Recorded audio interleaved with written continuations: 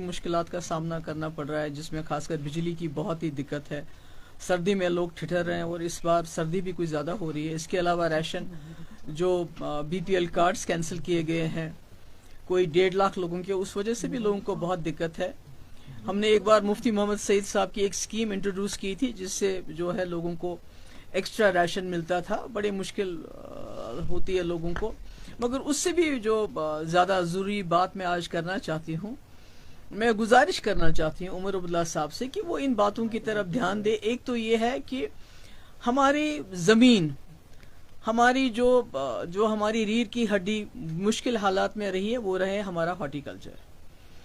तो जिस तरह जो अभी रेलवे प्रोजेक्ट कहिए, रिंग रोड प्रोजेक्ट कहिए, या जो बारामूला और यहाँ राजौरी हाईवे बन रही है, तो उसका जो ऑन स्लॉट है वो हमारे बागात के ऊपर है, जिसकी वजह से जो हमारे नौजवान जिनको नौकरी नहीं मिल रही है, बागात का काम करते हैं, तो जो वो तबाही हो रही है, उससे मुझे लगता है जम्मू कश्मीर की मईशत पे एक बहुत ही बुरा असर पड़ेगा।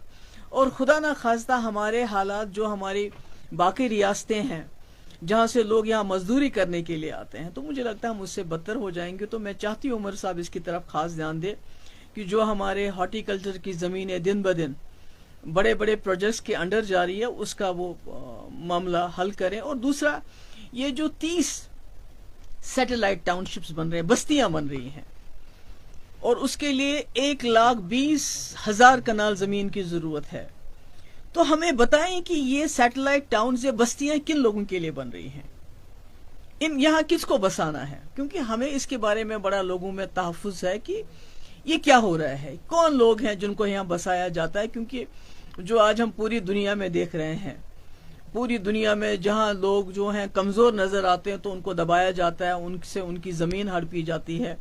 हमारे सामने गाज़ा की बहुत बुरी मिसाल है हमारे सामने। अब देखिए सीरिया में गोलन हाइट्स में क्या हो रहा है, गोलान हाइट्स में। तो यहाँ तो जम्मू कश्मीर में ऑलरेडी लोग बहुत तज़ब्ज़ुब का शिकार हैं। तो मैं चाहती हूँ उमर साहब इसके बारे में भी बताएं हमें कि ये जो 30 टाउनशिप्स बन रहे हैं, पहले तो बनाने की जरूरत नहीं थी, एग्रीकल्चर लैंड आप ले रहे हैं, ये किसके लिए बन रहे हैं। तीसरी जो सबसे बड़ी अहम बात है, जो जीएसटी हमारे हैंडीक्राफ्ट्स, हमारे शॉलों के ऊपर बढ़ाने का फैसला हुआ है 28%। देखिए जो कश्मीरी शॉल है, ये सिर्फ हमारे लिए आमदनी का जरिया नहीं, बल्कि जम्मू कश्मीर की एक पहचान है। कश्मीर पूरी दुनिया में इसको माना जाता है। तो आपको याद होगा जब पहले बीजेपी की सरकार थी, उमर साहब तब मिनिस्टर थे और मेनका गांधी जी उस वक्त भी वजीर थी, तो उनके कहने पे उमर साहब ने शाहतूस पे यहाँ बैन लगाया। हालांकि उस वक्त जो मरकज के कानून हम पे अप्लाई नहीं होते थे, पर उसके बावजूद उमर साहब ने उस वक्त मुदाखलत करके यहाँ की सरकार से शाहतूस पे बैन लगाई, और शाहतूस हमारी विरासत थी। तो कहीं ना कहीं उससे भी बहुत नुकसान हो गया, खासकर जो हमारी औरतें, हमारी बहनें शाहतूस काटती थी, उनका बड़ा नुकसान हो। और आज शॉल जो कश्मीर की शिनाख्त है, कश्मीर का सरमाया है, तो आज जब आप जीएसटी बढ़ाते हैं 28%, तो उससे ये जो हमारी सनत है, खुदा ना खास्ता ये खुद ही मर जाएगी। जैसे हॉर्टिकल्चर की जमीनों को पे ये जो डेवलपमेंट वर्क्स करके रेलवे लाइन हो, रिंग रोड है, दूसरा करके उसको खत्म करने की कोशिश हो रही है, दूसरी तरफ से जीएसटी शॉल्स के ऊपर, हैंडीक्राफ्ट्स के ऊपर लागू करके इस सनत को भी खत्म करें। यही दो सनतें हैं जिन्होंने, चाहे हैंडीक्राफ्ट्स हो चाहे हॉर्टिकल्चर हो, जम्मू कश्मीर को बहुत मुश्किल वक्त में जिंदा रखा। तो मेरी बहुत मुतमाना गुजारिश है उमर साहब से कि ये हमारा सरमाया है। आपके पास एक 50 MLA, एक मेजॉरिटी है, आपके पास 3 मेंबर पार्लियामेंट है लद्दाख को लेके।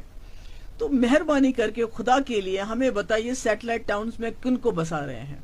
हमें बताइए कि हमारे जो हमारी हॉर्टिकल्चर की सनत है उसको बचाने के लिए अब क्या कर रहे हैं। ये जो जीएसटी 28% की बात हो रही है, इस सनत को शाहतूस तो खत्म कर दिया, इस सनत को बचाने के लिए आप क्या कर रहे हैं, हमें बता दें, ताकि जम्मू कश्मीर के लोग जो इसको बहुत ही तज़ब्ज़ुब का शिकार हो गए हैं, हमारे पास है ही क्या, बचा ही क्या है। अगर हमारा हॉर्टिकल्चर भी खत्म हो जाता है, हमारे हैंडीक्राफ्ट्स भी खत्म हो जाता है, तो फिर हम सिर्फ टूरिज्म के ऊपर, और शायद कहीं ना कहीं मरकजी सरकार चाहती है कि जम्मू कश्मीर के लोगों की जो अपनी इनके हाथ में जो है, चाहे वो हॉर्टिकल्चर है, चाहे हमारे हाथ में जो हैंडीक्राफ्ट्स है उससे उसको खत्म करके जम्मू कश्मीर के लोगों को सिर्फ टूरिज्म पे निर्भर करें, उस पर डिपेंडेंट करें, ताकि जब वो चाहे टूरिस्ट भेजे, जब वो चाहे, ताकि खुदा ना खास्ता जो जम्मू कश्मीर, जो हमारे बाकी स्टेट्स के मुकाबले में अल्लाह ताला ने हमें रिज़्क, हमें ज़मीन, हमें सर पे छत दी है, कहीं खुदा ना खास्ता हम भी अल्लाह ताला ना करे भिखारी ना बन जाए। तो मुझे उम्मीद है कि उमर साहब इसकी तरफ खास तवज्जो देंगे